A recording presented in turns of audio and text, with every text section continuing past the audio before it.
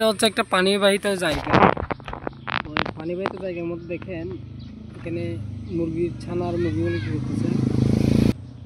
তো মুরগির ছানা আর মুরগিগুলো এখানে তাদের খাদ্য সংগ্রহ করার চেষ্টা করতেছে। এটা এখানে পৌঁছাচ্ছে কীভাবে এটা আমি ঠিক জানি না। তো চলুন, এখানে ব্যাঙ লাফাই দিছে এখন।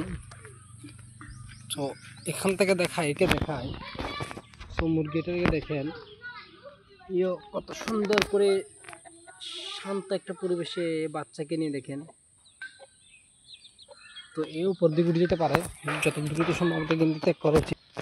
আমি দেখেন এখানে কিন্তু আরও বাচ্চা আছে। বাচ্চার মধ্যে দেখা যাবে না তেমন, সাপের ভয়। তবে কি এই বাঁশ গাছটি কিন্তু আমাদের, এই বাঁশ গাছটা আমাদের, এগুলো আমাদের। সো এই এখন এখানে পড়ে গেছে, তো এটা কাটে ফেলা উচিত।